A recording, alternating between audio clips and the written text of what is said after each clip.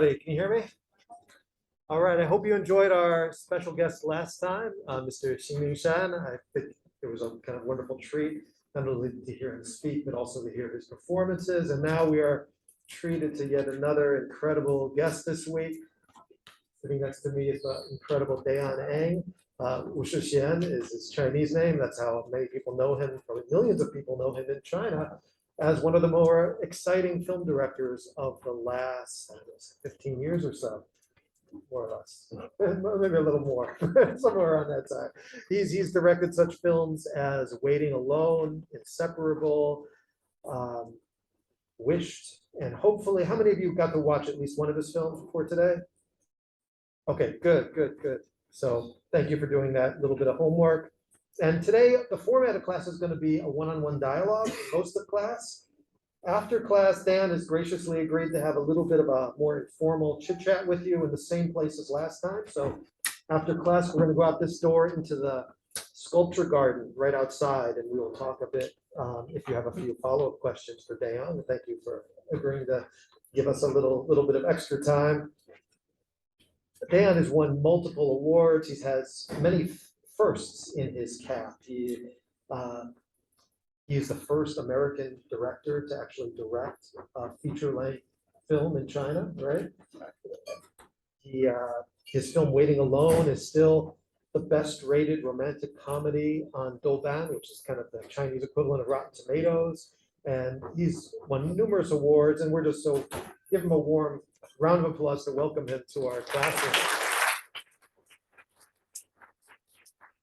So we're going to start a little bit with Dayyan's background. So you were born in Taiwan, raised in Washington State, attended University of Washington for a while, and you had this interest in film. And I think a lot of kids who grew up in America, if you're in this classroom, probably you're going to choose UCLA, USC, NYU, AFI. But you made a really radical decision. You went to Beijing Film Academy. Can you walk us through what led you to that decision at that period of life? Why China? Why BFA? What took you to that stage? Yeah, it's nice being here and seeing everyone, and all the youthful faces makes me think that I'm only 5 years older than you guys, but I'm not. But around your age, actually, that's when I was thinking of, because I was studying film at the University of Washington at the time. And around that time was when a lot of Chinese films were winning awards at international film festivals. And the mainland Chinese film market, it wasn't fully where it is at today, but at the time it's beginning to just start going on an upward trajectory. And so I felt like, well, I already spoke, understood the language, I'm part Chinese, I understand the culture, and see what's happening over there. So it's one of those crazy things to do with 19, 20, where I'm just like, I want to go. And everyone was like, what are you doing? Because back then, it wasn't, for a period of time, China became like a big market and whatnot. But back then, in the mid-90s, it wasn't. So I just felt like this could be something interesting to do and to sort of see what's going on out there at the time. And I found that there were basically only 2 film schools there. One was Beijing JN, and the other one was CDJN. So the Central Drama Academy and Beijing Film Academy.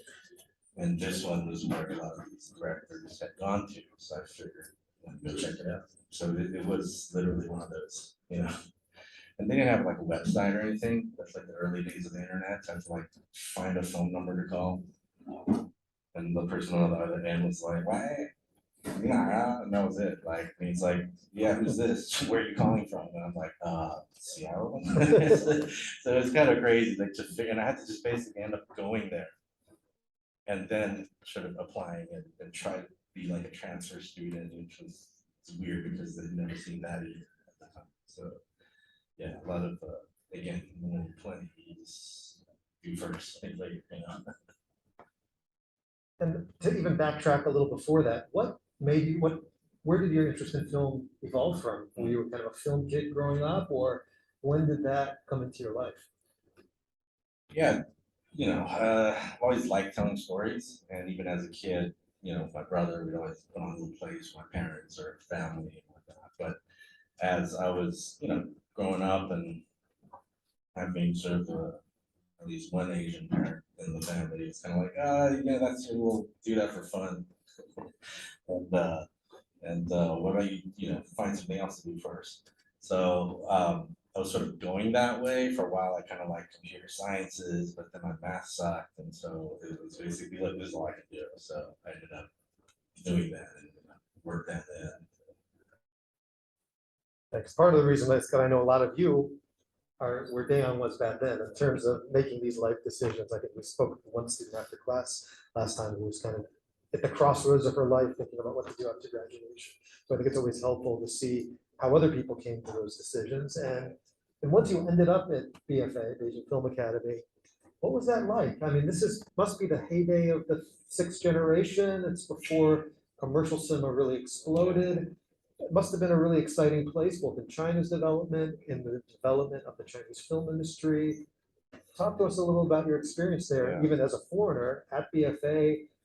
What were the greatest things you learned from being there? Yeah, I think at the time what was exciting was because it was just sort of the beginnings at the time of sort of a lot of cinemas were starting to get built. And there was this trend of wanting to start moving from just sort of art films to wanting to do more commercial type fare. But the school itself, for me personally, was interesting because at the time it was very much, it was very theory driven. So, but I also got to experience films that I would not have experienced out here when I was studying at the UW. It was very much more on technical or screenwriting or even like editing, which was funny because I was able to combine, I guess, the two different sides. Like over there was much more, European films, Russian movies, that kind of stuff. But to sort of combine it into being able to, I remember when my classmates were, going to do student films, and, I was only going to know how to use an edit, and then I'm talking about old school, like it shows my age, degrees, and smoke movie elements. So it was an interesting time. Of course, getting out of school, like after finish the thing, nobody tells you in film school like how to actually get money to go make a movie. And so we're all just like hanging around, not knowing how we're gonna actually do it. And back then, the market was nothing like what it is now. So it's very hard to get funding to do it. And so for me, I had to sort of go from uh, this is true. I had like a return ticket to Seattle, like a few $100 for my name, and that was it. And I was like, okay, I guess I'm time to come back to the States. And about like a week before my ticket, I got a call from someone who'd seen my student short, and it was like, hey, you do TV commercials? And I'm like, yes, I do. And so I was able to get in and end up staying there longer, and making a living, being a director. But what sort of really, I guess, started to set things in motion for me was I was like, okay, I knew I would want to do feature films, which was my main line of study anyway. The idea was to try to make something that, for me at the time and friends around us, we hadn't seen, which was to do a film that was, by young people for young people. Because at the time, like, romantic comedies or whatever, like it was pretty non-existent. It was either made by old dudes, and the dialogue was nothing like how we sounded at the time. And so we were thinking, okay, let's try to do that. But again, just a new film school graduate, they're not going to give you money. And so I figured, okay, let me put aside some earnings I made with TV commercials and music videos, and do a short film. And then I did a short film. It's called Bus 44. And from that, because it went on, like, won at Venice Film Festival and Sundance and Cannes, I mean, just won everywhere. I'm like, it's going to be downhill from here because like that doesn't just happen all the time. So from that, then I was able to sort of be able to move into the feature realm. Great. You mentioned Bus 44. Did any of you get to see it? Great. It's like a viral video. I mean, on YouTube, it's got something like 4 million hits, but that's nothing compared to in China, right? It really went viral. As you mentioned, it's the first Chinese language short to be awarded a major prize at Venice. Yeah, right? so, So it's gotten all kinds of accolades. This is in 2001, and I don't know about the students in the class when you saw it, but for me, I thought of Lu Xun. We just read Lu Xun last week in class. Remember, we talked about the crowd, right? The absent, kind of helpless crowd that just watches the execution, doesn't do anything. And here is even that shot, that panning shot of the people inside the bus just standing there watching as this crime is unfolding, this kind of atrocity before their eyes.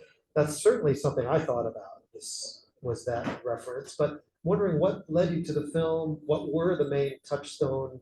Was there a news event that you read that kind of inspired you, or what put you on the path for that? Sure. yeah, I think, well, that one originally is really came about one thing again to sort of to prove to potential financiers that, okay, I can tell a story, you know, that's longer than 30 seconds. Nobody cared about the commercials. That, what the commercials did was it allowed me to work a lot with visual effects and sort of show that I can have the technical proficiency, I guess, after a few years of doing that. But to sort of wanted to tell a story, and the idea was at the time, and it was, I guess, I'd always had this interest in social psychology of just in general, and it's interesting to bring up Lu Xun because there is that sort of vibe to it, I guess, where it's about, how, what happens when people, the bystander effect or that kind of thing. And I wanted to intentionally with that one to make it pretty ambiguous. Like it didn't really matter where it was just some random outskirt of a small place. And this thing happened. And it was inspired by sort of an amalgamation of, I guess, sort of urban legend mixed in with some news, I guess. For effect, we wanted and put like based on a true story, kind of like with the Colbert Fargo. But and that there wasn't a single actual event. But interesting enough, every time there's something that happens where some tragic bystander thing happened, that's when, like you mentioned, the viral thing happens, and then it's like on Chinese or TikTok again, and then it's like it keeps showing up. I guess as a sort of a reminder of what happens when nobody, steps up, And I didn't want to. It wasn't meant to be like a judgy or preachy thing. I think the whole point of it was just to sort of show this kind of thing where if we don't all, I guess, work together towards whatever that thing is, then we might end up being able to pay for it. So it's a little bit of that mentality going into doing that. Now, of course, right after that at the film festival, this was when I got my first, I guess, interaction with a lot of Hollywood producers and other people. They're always like, hey, what do you have next? And so I'm like, I got Chinese romantic comedy. So it's like nobody wanted to do it. So I had to, go back there and try to find independent financing.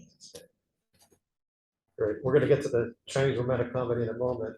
But before we go to Waiting Alone, a lot of people talk about how the best film school isn't UCLA or BFA, but it's making a film, actually seeing it through the whole process from screenplay, the shooting, editing, taking it out to the world, showing it to people.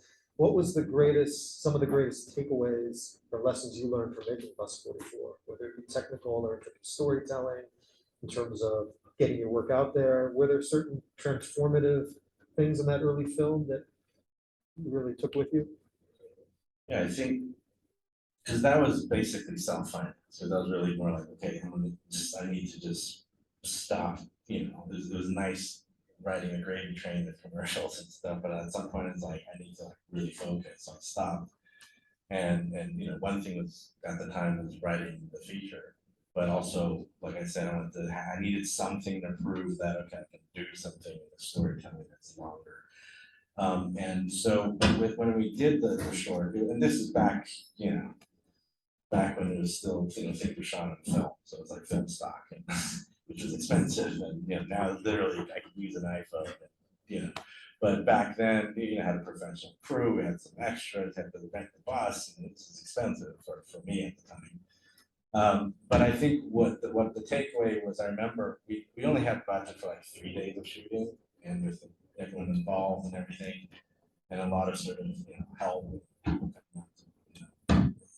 The main thing was I remember on the third day, we were losing the light, and it was a sort of an important scene that needed to get done. And we did it just quickly, just to have it and have it in the can.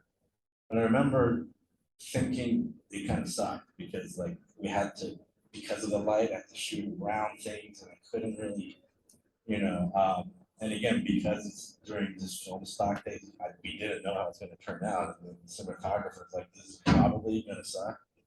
So we decided to, let's just take a look. And the next day we looked at the rushes and realized it was bad. And I remember thinking at the time, it's like, either I end up being stuck with this forever, or just bite the bullet and spend a little more, maybe bring everybody back for another half a day at least and redo it. And we went with the latter choice, which was just do this again. So I just don't want to have any regrets with it.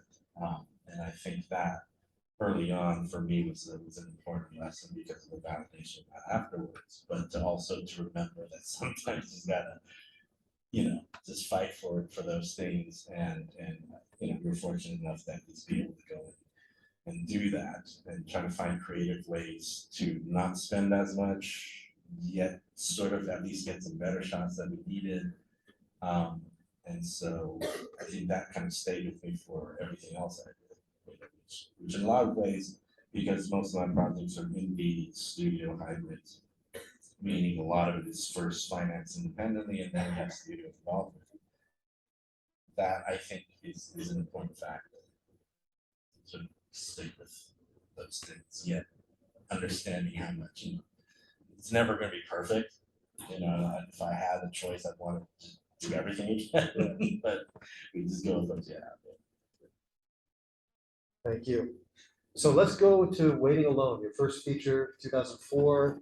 This is a period in the Chinese film industry where it's undergoing radical changes. This is kind of the cocoon phase where it's going through this metamorphosis. If you follow Chinese film history, I think we can really look at the 80s and 90s as dominated, at least internationally, by art film, the fifth generation, the sixth generation. Of course, commercial cinema existed, right?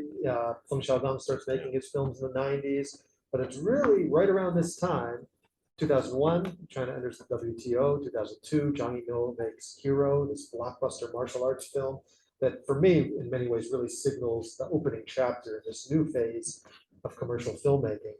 And I feel that this film is also a powerful announcement of commercial filmmaking coming to China in a lot of different ways. The romantic comedy really wasn't a valid genre in the industry before this. Now, think of all the kind of copies of Waiting Alone in terms of that model and how it's been appropriated. And so it's a film that really captures the zeitgeist of that moment. And you're the writer, director, producer, editor. How did this come together? You mentioned that you've been working on it for a while. How self-conscious were you about trying to inject maybe Euro-American genres like romantic comedy into the Chinese film industry in a fresh, innovative way? Yeah, it was at the time, there really was this feeling with, for me or my friends or everybody else at the time, I was like 20s, early 20s, I wrote the script, that it felt like, hey, how come there's nothing, about our age or what I saw, which was, the if you've seen the movie, you see bar culture, or you go to clubs or, things like that, which was already exploding everywhere at the time in China, and sort of as it was entering a different phase where it wasn't just, I guess, the stereotypical, what people in the West thought was just like bicycles and that's it, So it had a different vibe that was going on. It was very Wild West out there at the time, which is why it was fun also. But to sort of try to do an independent film and sort of get that going. That's the reason why I had to wear many different hats, not because I was like a control freak. I just felt like that's the only way we could do it, with a budget that they'd give a first-time filmmaker. And sure, having like those awards helped, but what that helped with was able to sort of get the movie stars in the movie. And with that, then came the financing. But the way we got to the money, which we probably don't have enough time here to explain, but it was a very sort of crazy method, which we went to many different, typical film companies, and at the time they didn't really get what we were trying to do. It was a bunch of young guys coming in and saying, "Hey, I want to do this movie," and they didn't really. There was nothing they could compare it to precisely. There'd be a few things, maybe, but again, what we were going for was a vibe. Because with romantic comedies, the stories are all kind of the same. It's like how many variations of guy or girl like the other person, and then this happened, that happened. But what we wanted to do was sort of show this a unique sort of perspective, or this kind of a story that was speaking also of what was happening at the time in Beijing. It was a very sort of about the sort of the youth culture and sort of music, and that was very different from the previous generation. And those people were the guys that were the gatekeepers of money for movies, right? Or the old studio systems in China where there's no way they didn't understand what this was. So we had to get creative with the money, and finally. And as cliche as it sounds, it did come down to a dentist. It was, it was this guy, my dentist at the time knew somebody else, and they're like, "Hey, you want to do some animation? You want to talk to them?" I'm like, "Why? I don't know anything about animation, but I guess I could meet them." And then so they're like, "Yeah, so they're having a little get together." So I went and I talked to them, and gave what little info I knew about animation, financing or whatever. And there's just a few people, they're businessmen. And I said, yeah, I don't know, I can't really help you with that. I mean, I could feature film if you guys are interested. And at the time they weren't. So, I kind of was going and doing my thing. And then about 6 months later, I got a call from this guy, actually the wife of the person. And she's like, "Hey, we're having a barbecue. You want to come over?" And I'm not very, like, I don't, go do a lot of social stuff usually. But I was like, I seriously had nothing better that day. I was driving and I was close by. And I said, okay. So I went over and hung out, and then we're just talking. And then they're like, "Hey, did you ever get that movie made?" I'm like, "No." And they're like, "Well, how much do you need?" And it wasn't much because at the time you didn't need that much. It was an indie movie. And they're like, "Wait, that's it?" I'm like, "Well, I mean, I'm like, "Well, I got that in my safe in the room back there." I'm like, okay. There's a lot of bullshitters out there too, right? So I was like, okay. He's like, "No, no, come by on the weekend, like come by and we'll talk about it." I'm like, okay. And again, I've been through that a few times where it's just, but I've also gone the traditional route already several times, going to film companies, and they're all like, and either get, "Hey, that's a cool script," or, "Yeah, I don't know, it's maybe not the kind of thing you want to do." Again, because there's nothing to compare it to at the time. And again, keep in mind the cinema situation wasn't, there weren't as many theaters, and in general, box office was not that big. But so yeah, I went on the weekend over and talked to the guys. Like, "Hey, just tell me the story. I don't know how to read scripts." And so I told it to him. He's like, "Okay, that sounds pretty cool." And he'd seen my short, so he knew that I could make movies. And I said, "Do you have lined up any movie stars or anything?" And I said, "Yeah, I got a few of these people like attached." And he's like, "Okay, well, is this gonna make money, or is it gonna, pay us a lot, like lose a lot?" I'm like, "No." And I was being honest. I'm like, "I have no idea." But he said, "Well, can we get at least half of it back?" And I explained, yes, because you sell ancillary rights, TV rights back then, DVD rights, all that. Yes. He's like, "That's good enough for me." He's like, "All right, let's drop a contract." I'm like, "I don't have anything." We literally like pen and paper.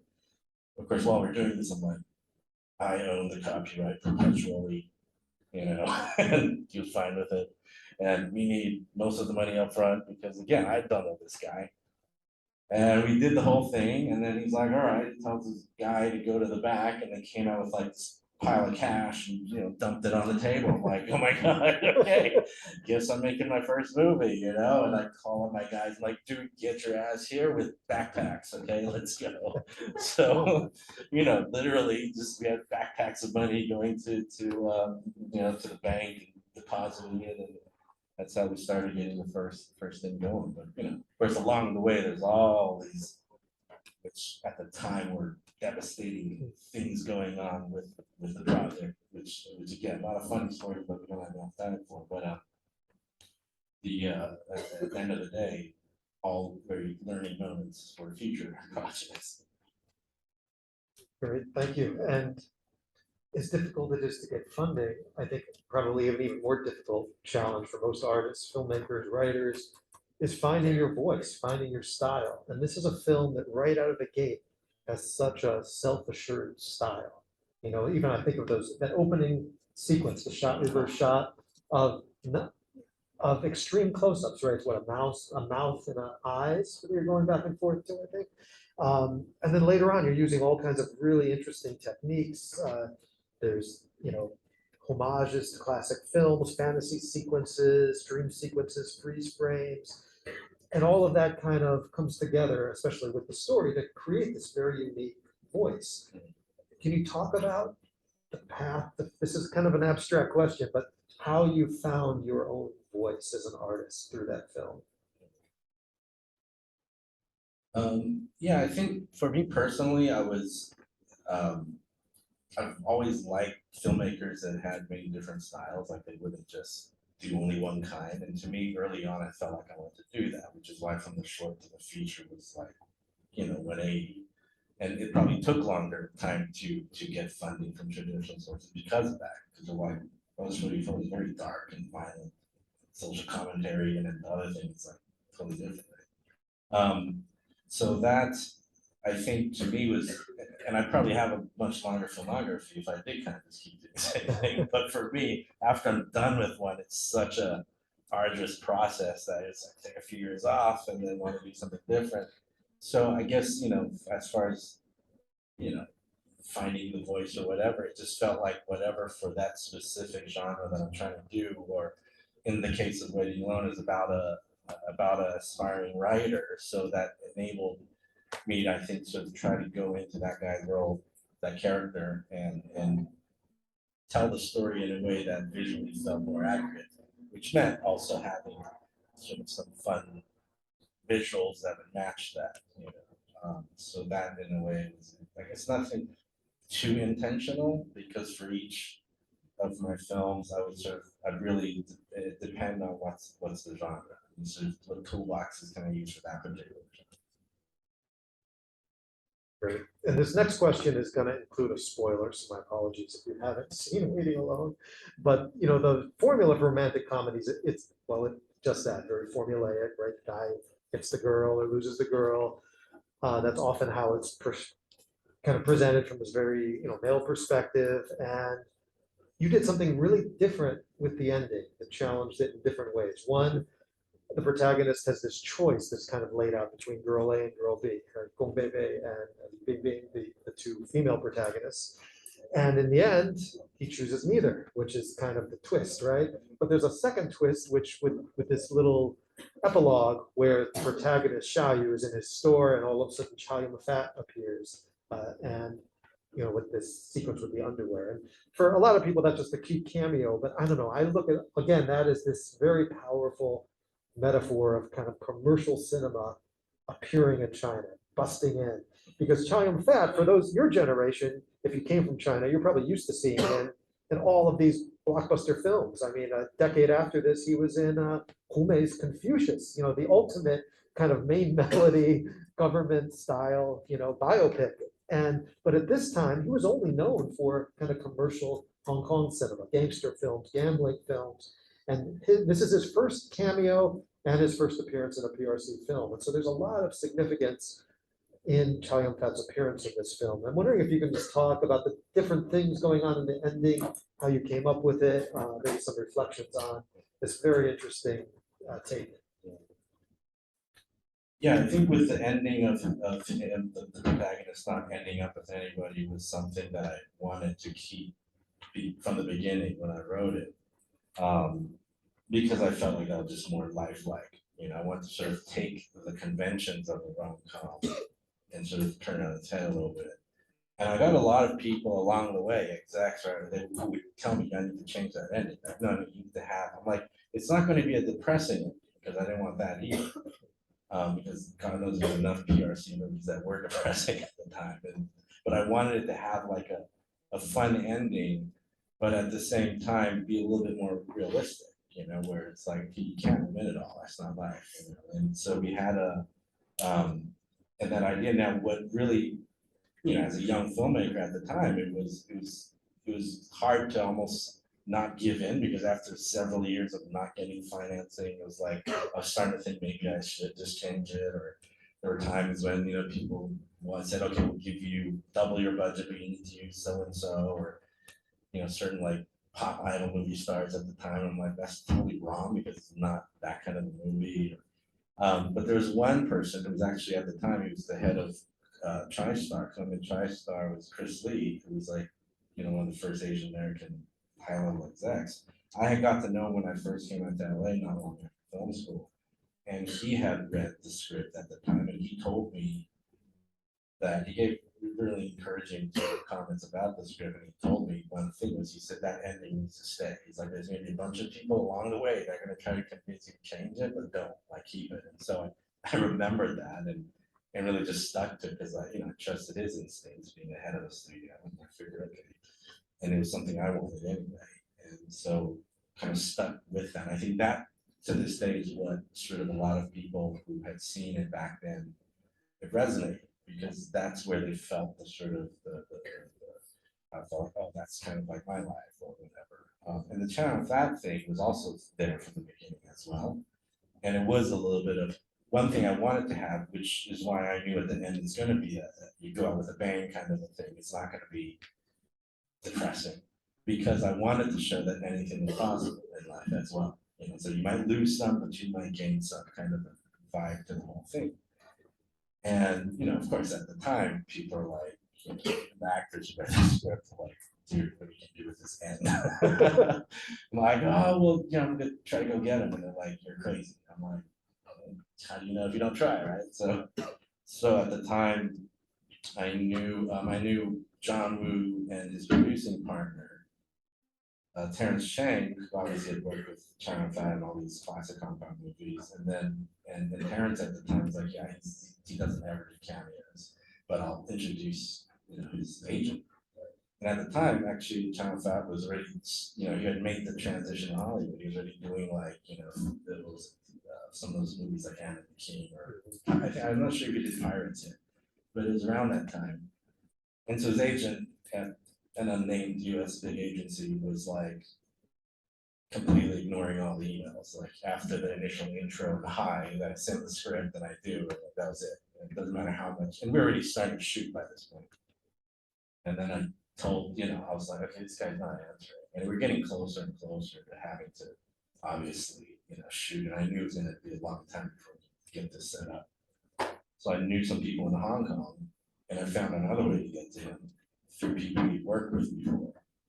And after doing that, we connected. And so I had a final direct sort of connection to, like, and they're like, okay, yeah, he's willing to meet up and talk about it when you're in Hong Kong next time. Then I got an email from that agent. It's like, don't ever go behind my back and blah, blah. And I'm like, well, you didn't answer, dude. You know? So, but they were able to set the whole thing up. And I went and met him when I was in Hong Kong. And now we had already started, we were done. So while we were shooting, obviously I had to have a plan B. And a plan B and a plan C. But one of them, which was just like, okay, I just need to shoot like a double who actually looked nothing like him, but we kind of thought maybe it did. And so we did it. It's like real dark lighting, and he comes in and he does his line.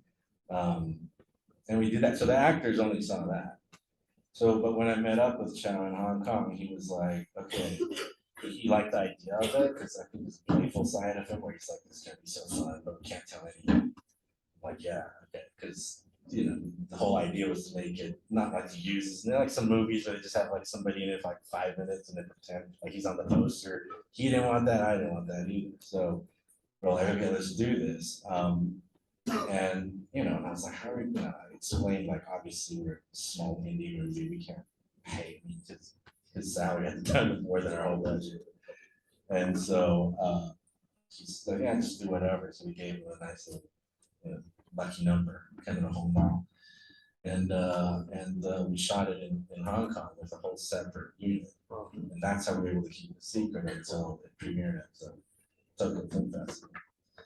And when we were there, that's when sort of, you know, it's like a big 2,000 seat theater. And when that moment came, everyone just gasped, and the media, the entertainment media was like writing about it in China, so how the heck did this mute guy get in a cameo, but it was fun, again, one of those things you do when you're young, just go for it, right? I figured the worst could be they say no or ignore me, and then I just go with my plan. Would have been C, which was just have it as a off-camera voice. So, Great. And I'm wondering, can you also talk briefly about the rest of the cast? Because it's a really impressive ensemble cast. I mean, Xia Yu is one of the biggest stars at this time in the industry. Li Bingbing and Gong Beibei are both kind of rising stars around this time. David Wu, who has a cameo. If you guys don't remember, he was like a big MTV DJ at that time. I think that was probably the era where he was big on MTV. Gao Qi is kind of a big rock star, right? And I mean, when you brought all these people together, Inda, also a director, actor, but you were able to get this kind of A-list cast. And how did that come together, especially, like you said, for a first-time director? right. I think that one was that came about. When people always ask, it's like, hey, do festivals do anything for your career? I think what it does is I guess, legitimizes you in the eyes of a lot of people in the industry, which is how I was able to get meetings with a lot of those actors. And after they read the script, they signed up. And I think it probably helped because we were all around the same age too, so they understood what I was trying to go for.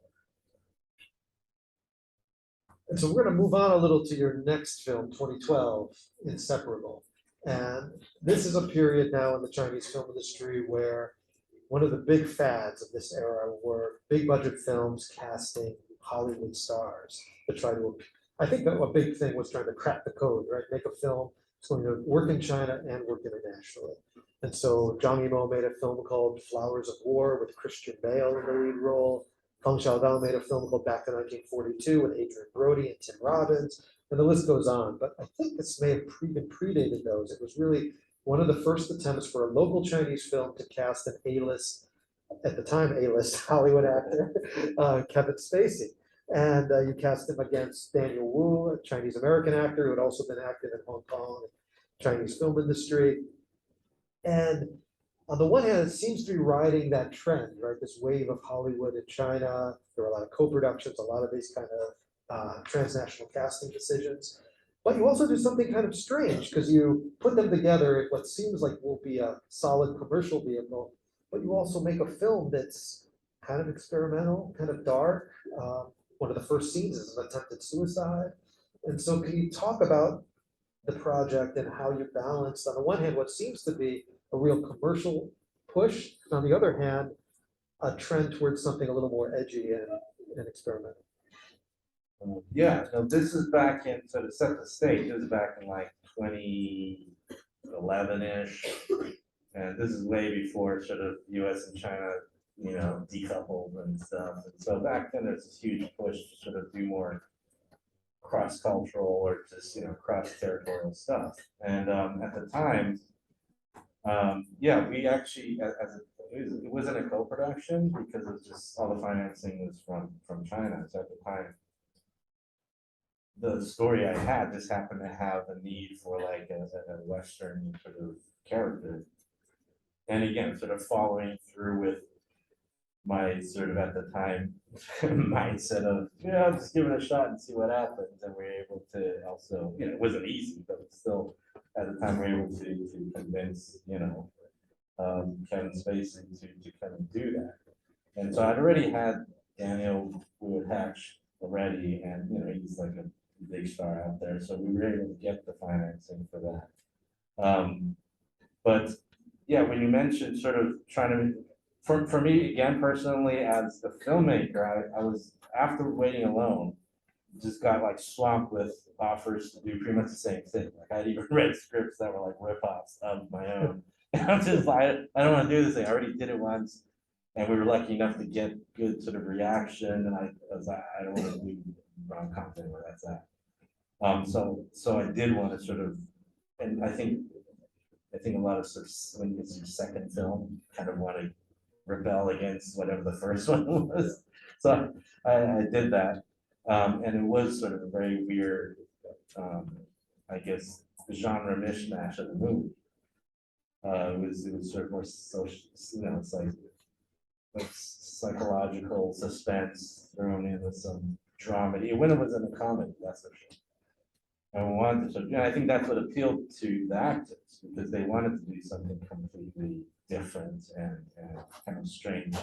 In retrospect, I feel like okay, maybe the market wasn't ready or it needed like what's the equivalent of like a Fox Searchlight out here at the time that knew how to do sort of more specialty releases. Like how do you get, unfortunately, at the time that the distributors were trying to bring in, like Daniel Lewis fans and the fans of Waiting Alone by pretending it was a follow-up romantic comedy. I'm like, oh my God, it's totally not.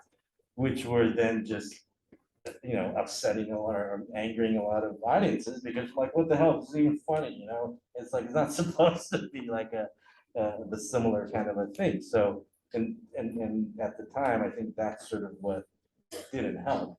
But again, at the same time, it was around the time when it was just before, missed it by about half a year, where there were these movies that started making like blockbuster numbers, like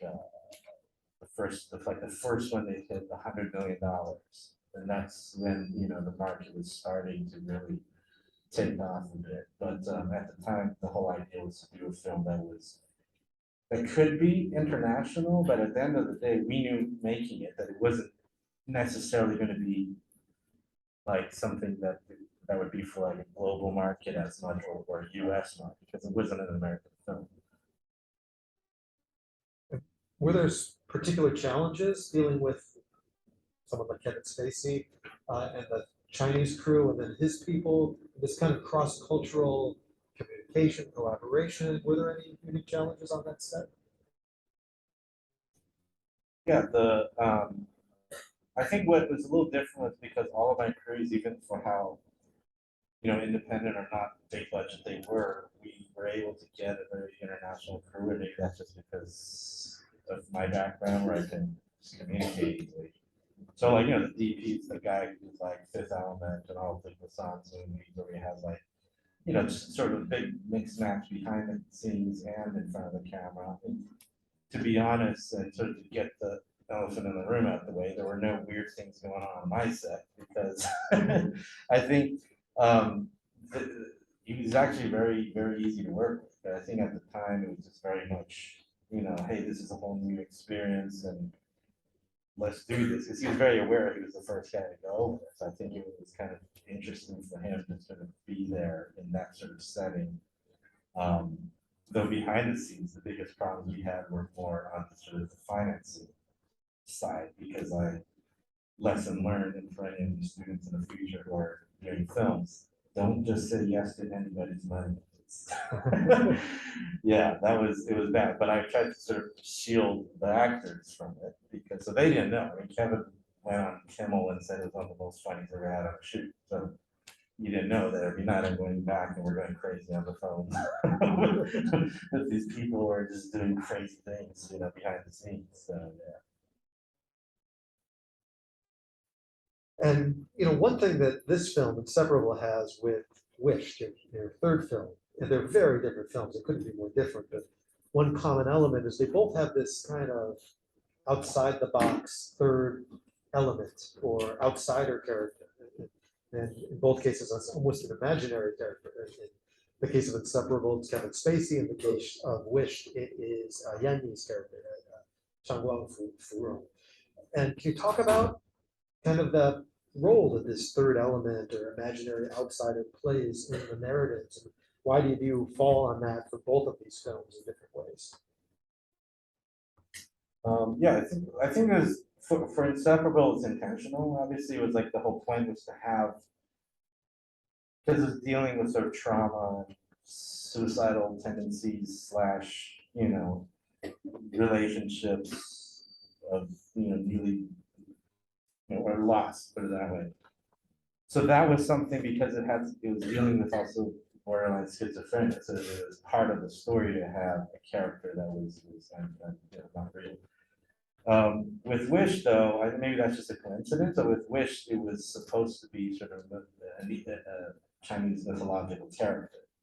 but in a present day situation. And so that was why, I mean, she available, she becomes visible when she wants, and so the idea of that also being, I guess the only connection, I guess, from a character standpoint where it's there, or maybe it's not there, but thematic is very different because with which is just a very sort of fun popcorn movie, the fantasy comedy about wishes that come true for this guy, but retroactively, so she represents destiny or fate, so what happens if everything you wanted in life you end up getting, is it gonna make you happier in life or not really?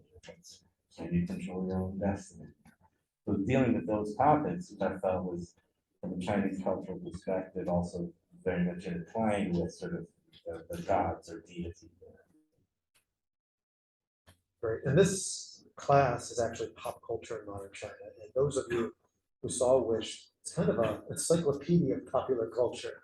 I mean, you've got basketball, you've got Transformers, X-Men, Chinese mythology, right? All of these different elements. And you want to say a little bit about the role of pop culture in that film and how it plays in, even in terms of the casting, all these cameos from Chinese pop stars and celebrities.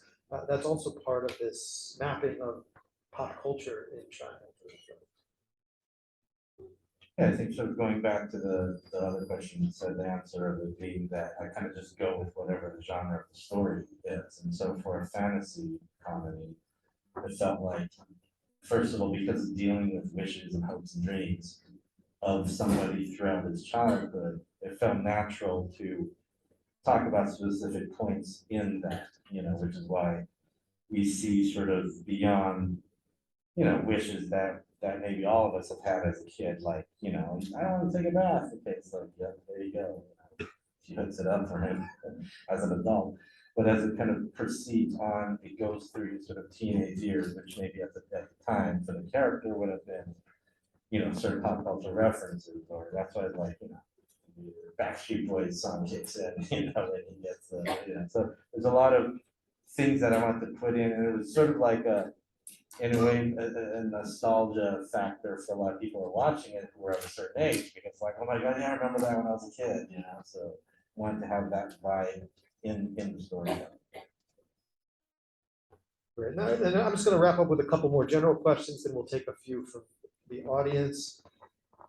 One, almost all your films, I think, are Zhang Yang is your sound designer for almost everything you've done, and it's kind of interesting because I know his work through Jia Zhangke. Jia Zhangke, of course, is this art house filmmaker whose films, in terms of sound design, is very gritty, a lot of ambient noise, a lot of street noise. And here it's almost an antithetical approach. It's very clean. There's always this kind of disco beats, and there's this kind of right that's so central to a lot of the soundtrack in a lot of your films. Can you talk a little about your relationship with Zhang Yang and sound design in general, your philosophy for the kind of soundtrack you want in your films? Yeah, I was, we were classmates at the film academy, so that's how I know he was in the sound department, I was in the directing department, and so we became friends and we worked on, I think, literally every single thing I've done, because starting from the student film to commercials, to short film, and all the features. I think that was sort of his thing, he'd always talk about like how it's like, okay, he does a lot of my stuff, which leans much more commercial, and he also does all of Japanese stuff, which is very art house. So I think he had a lot of fun doing it because it's so, different, and one is very much for trying to do natural stuff, and the other one's much more design. So I think in that sense, it just sort of turned out that way, to work together. And also because he's, came from a music background, so that's why I kind of like working with him, because a lot of my movies are very music heavy. And how about your relationship with actors and working with actors? Do you have a set method you kind of employ in terms of demonstrating scenes and walking them through emotions, or do you just hand it over to them for their interpretation? And whatever your approach is, how does that change when you're working with your wife?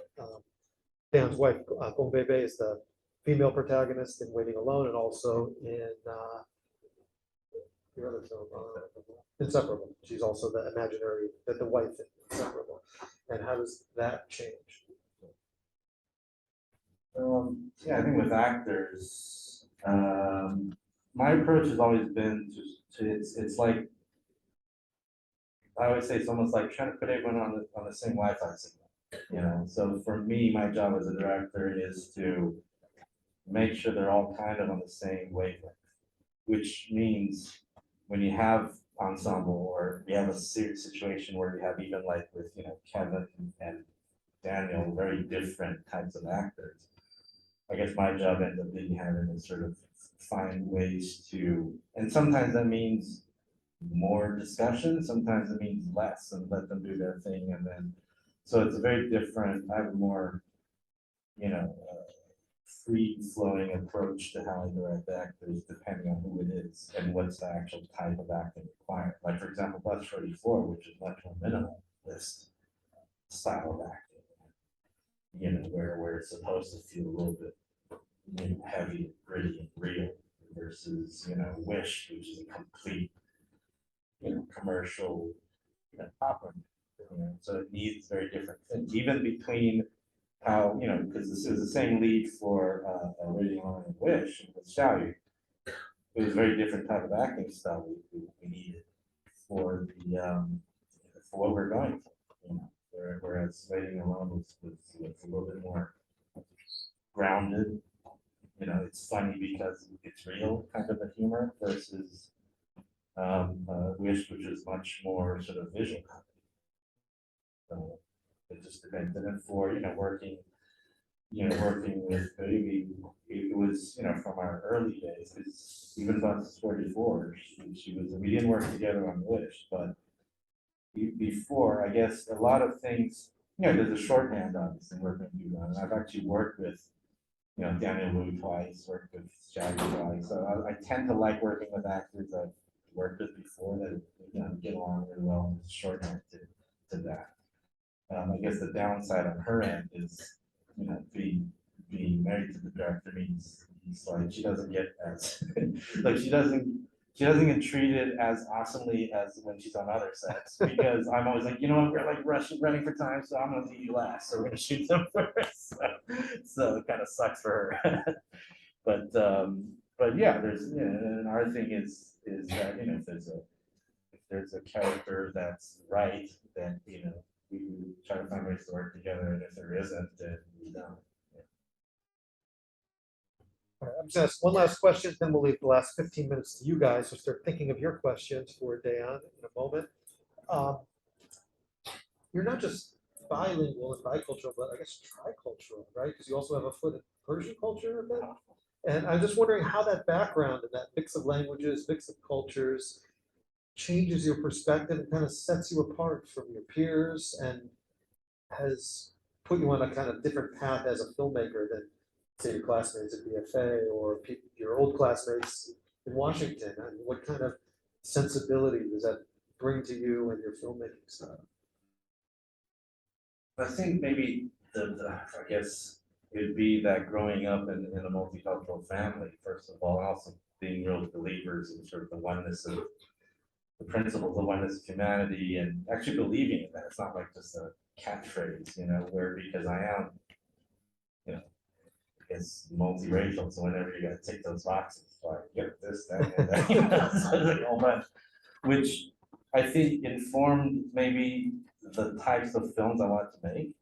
Because I remember it was interesting, like when, you know, Waiting Alone, after its run in China, which again, back then wasn't huge box office wise, it gained popularity after sort of, you know, pirated DVDs and the internet, and that's where it started happening. But to sort of have a lot of people in different parts of the world, I remember there was a festival in Greece we went to at the time, and I was sort of, you know, snuck in, was watching in the back of the theater, and people were laughing at the same exact jokes in the same spots, which was reaffirming, because it was like, you know, we made a movie, you know, just about humanity. I wasn't trying to make, and that's fine, other people do that, but that wasn't my thing, was just to make, to show sort of the differences of the culture. Because to me, it was like, for example, with that movie in particular, it was just young people, you know, all like the same types of clothes, same types of music, and this is it's global. And I think those are the things that maybe growing up that way and having lived in so many different countries as I was growing up, allowed me to sort of maybe more appreciate the actual oneness of humanity instead of, there's a lot of divisions, especially now in the world we see, but really dig down deep into it, you can find that there actually are a lot of similarities. A lot of issues happen because of cultural misunderstandings or language barriers, which, there are a lot of, we've talked about this before, where this crazy misunderstandings happen over the weirdest things, even though actually both sides are talking about the same thing. So that's, I think, I guess one of the benefits of growing up that way. Great. Well, thank you again, Dayyan. This has been wonderful. And now it's your turn. So I'm going to be like, you guys don't remember Phil Donahue, I don't think. You're too young, but he would run around the audience with a microphone. So if you have a question, I'll bring this to you and then I'll run it back to Dayyan so he can respond. But raise your hand if you've got a question for Dayyan.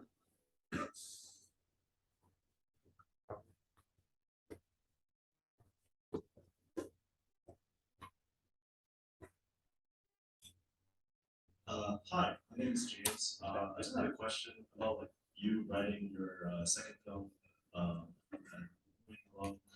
So I'm curious. So you came from the U.S. and then you also wrote for a Chinese audience, but because it was a romantic comedy, I was just wondering how was the process of like making a joke, and then also understanding like cultural differences between like the U.S. and China.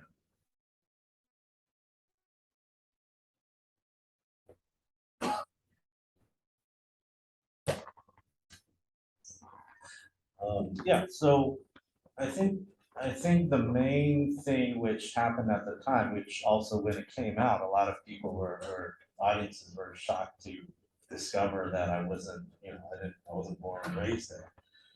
But sort of going back to the last comment we were making, I think because first of all, I already lived out there for a few years, and I think the difference being because I was born in Taiwan, I went to Chinese school, so I was very comfortable with the language.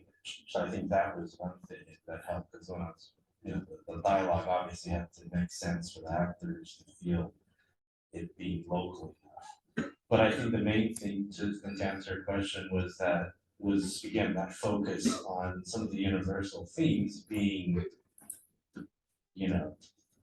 boy meets girl, they like each other, or those the internal things going on in human nature when there is that young love sort of thing happening. So it was really focused on that, which again I think is why it ended up. I mean, it's crazy because even though I made other movies to this day out there, if I get recognized, people quote me lines from that movie because I think it was something, and maybe because it was one of the first ones at the time that spoke to a lot of, I guess, college age kids or young people just got into society. And it happened to be also pretty much how old I was, because I was only maybe 2 or 3 years older than the characters I was writing about. So that could.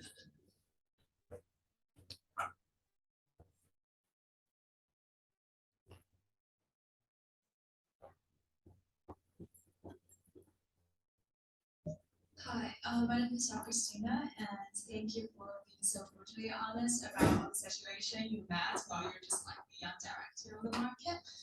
I have a question about like how you work with those companies, especially like when you work in China in that industry. They'll try to bring like the most Chinese part of you to work with them in order to get like the better involvement, or like you have a static self. You show like every kind of company like this is you, and you don't hear like what background you have.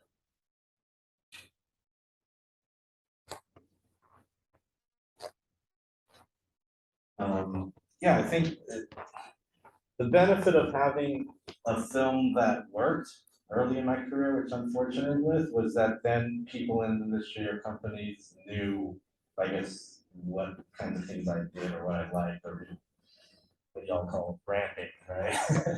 So they kind of knew what it was. So if there were any projects that were of my kind, that was stuff they think I might like, that I did. And again, it wasn't, like I said, I'd have had a lot more movies made if I kind of they kind of go more with whatever people wanted, but it's not built that way. It's not me trying to look how picky or auteur about it. It's just I can't get excited about certain kinds of movies. I just didn't do that. But working with companies out there, I think, there's a lot of things you hear about here, about over there. Some of it's true, some of it isn't, but in a lot of ways, it's about sort of having bottom lines. And I think because of what happened on my second film, which was not a very good experience with the company that I was dealing with, it did make me sort of more wary. So it was a good sort of, learning lesson happening earlier in the career to do that.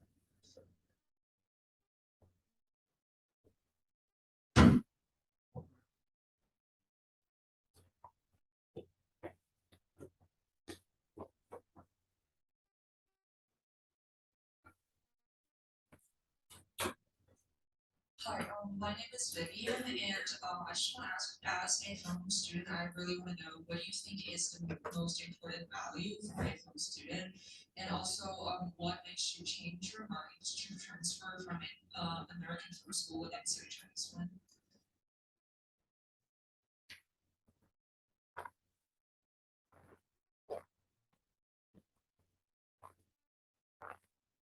I think the main quality to have if you get into this line of work is definitely resilience, because it's a side I think a lot of people don't see. You kind of hear about it or but it really is like, people, and I've told this when I've had other sort of Q&A sessions at other places with film students, which is, people maybe a lot of times see sort of just the photos of the winning the award shots, but behind it or the red carpet stuff, there's so much, I guess, there's a lot of no's obviously that happen. You have to be very ready for that. Like 99% I'd say of the time is going to be a no, because you can't just, it's an art form that's heavily in commercialized space. So it's not like a painting, you can just do it and whatever, because you need money to go make it.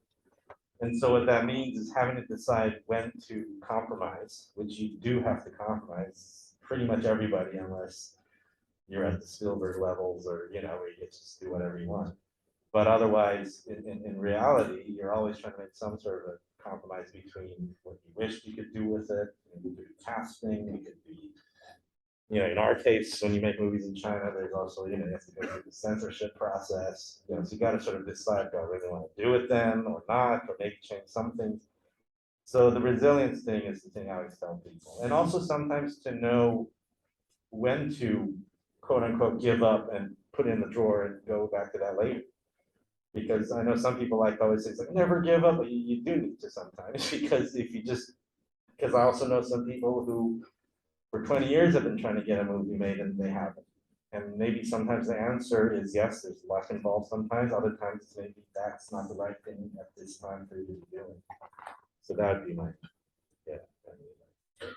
Can you say a little more about her question about the decision to leave Washington school, and also maybe compare what does American film school do well and BFA do well or not do well? Well, BFA, what it is now, I don't know. I have a feeling it's no longer what it was back then.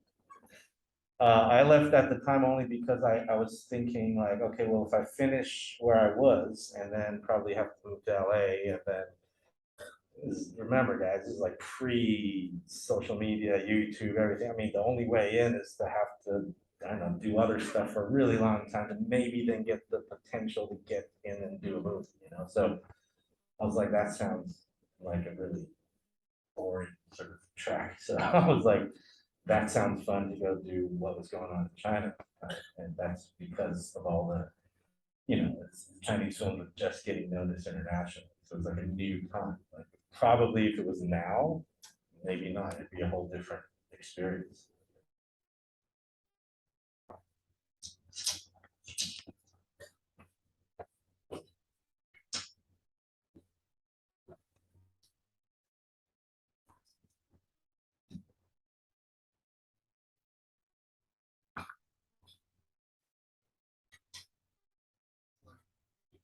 So my question is kind of about your second movie, Waiting Alone. And so I was wondering, there's a lot of scenes where the character seems like very personal and also universal. So like almost anybody can relate, but also it seems like you also have a lot of there's a lot of like monologues and dialogues of the inner thoughts of the character. So I was wondering if you ever had like a romantic comedy like as moment in your life, kind of like the birthday party scene where he's like naked, or like maybe not that extreme, but have you ever had any of those experiences in your life, like before or after the movie?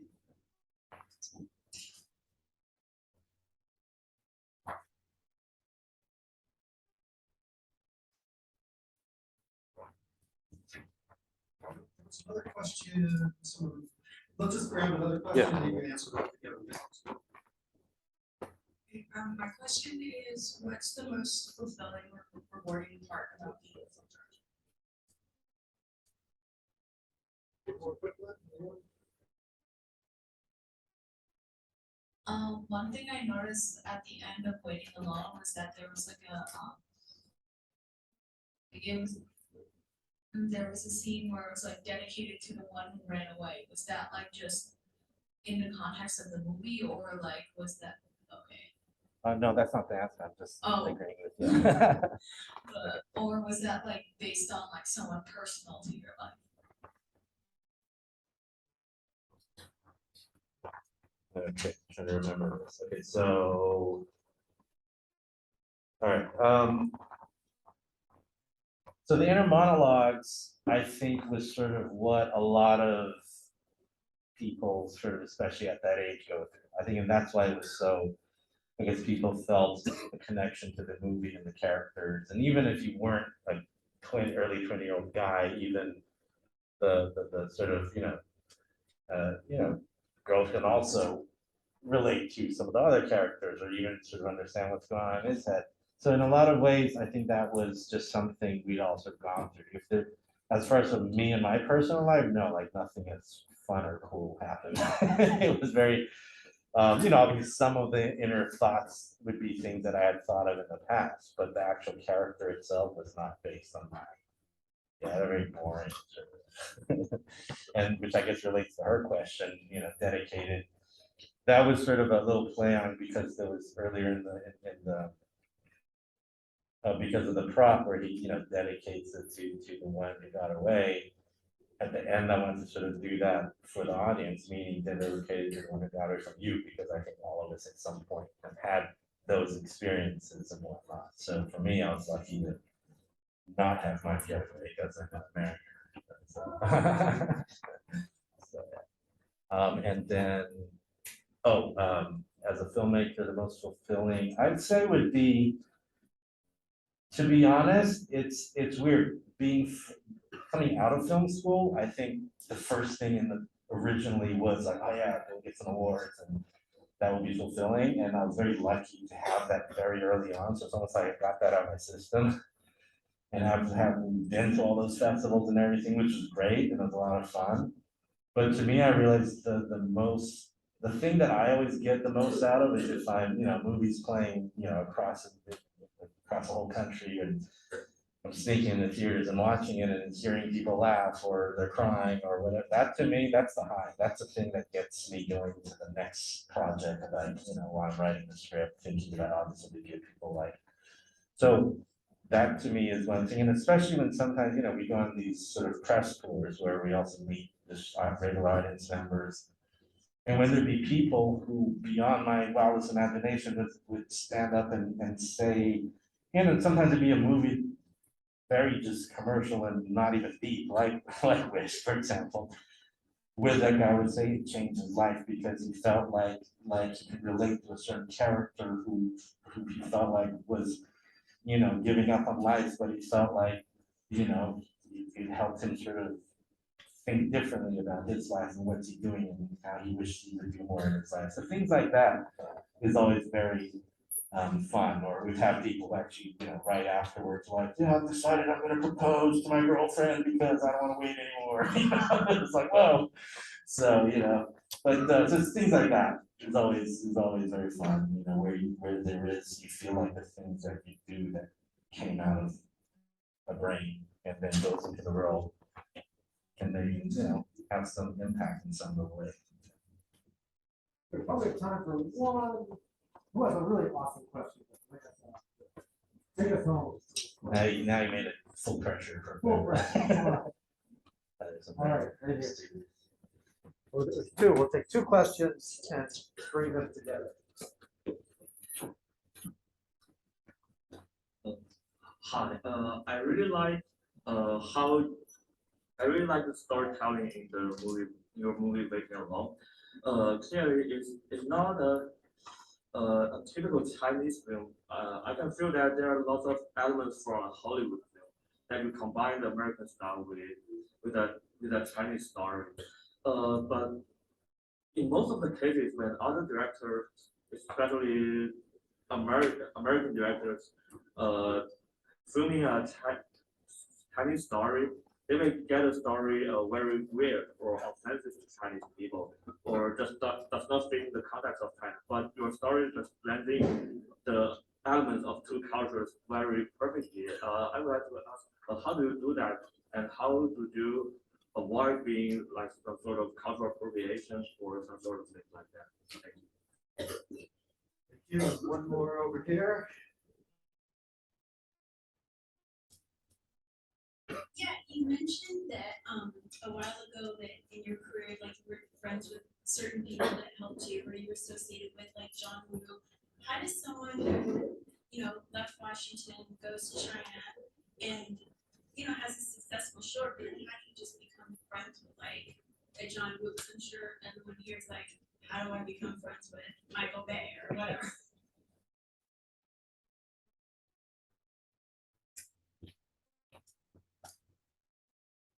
Okay, so, okay, well, one thing is I think again, because I've grown up in that sort of culture and language so I think in that way, we were taking, what I wanted to do was take a very classic sort of Hollywood structure because it's been there for 100 years, and there's a reason why it's the dominant sort of entertainment style as far as commercial films go. So we were setting out to make commercial films, so I was like, how do I make a personal type movie that's different in a genre or a box that's already been done a million times? And then to take very Chinese, like what was going on in Beijing in the early 2000s, take that and put it into a movie. So I think maybe in that way, because of, I guess, my sort of upbringing, I was able to tap in better than maybe others who have not been there before. Like you said, sometimes it turns out very weird. And I guess the thing about cultural appropriation is when you're sort of all kinds of cultures, it works because I'm part Chinese and part Persian, part white. I'm pretty much doing anything except, but and then the other question about how do you meet people like that? The way I met Chris Lee was literally, I was out of film school and I sent him, and for kids who don't know what a fax machine is, it's kind of like email but really slow. And I sent him a fax, like literally ahead of Columbia Truck Store. It's like, again, one of those things you do when you're young, you don't know the quote unquote rules of the industry. And I just sent him a thing saying, hey, explain my background a bit. And he ended up actually calling me back. It was like weird, from his office saying he was willing to meet because he felt like it was interesting sort of background, I guess. But in it, I had mentioned some things that I felt like maybe he would be interested to meet me with, or like for example, ended up meeting, John Woo, and that kind of thing actually helped again, like I said, with festivals, and I guess the prestige of certain festivals, it helps get a foot in to be able to meet certain sort of established filmmakers, producers in the industry. So that definitely helps. But otherwise, sometimes I think it does come down to just writing an email, maybe, or just set apart, like, what you don't wanna do is send emails, sort of like almost begging people to read your script, but nobody's gonna have time or the legal, wherewith to do that. I think, but just sort of explaining sort of who you are and what maybe sets you apart from the millions of other emails that you get. And sometimes it goes through, sometimes it doesn't, sometimes it'll be somewhere else, but I guess that anyone living in this city, it'd be a lot easier actually to meet people than we're out of that. All right, so with that, let's join me in thanking Dayyan Eng for sharing his. We're gonna be in the architecture sculpture garden for a couple minutes if you want to hang out. I'll send everyone an email for the plan for next week and have a great weekend. Thanks, everybody. Thank you. All right. Great. Bye.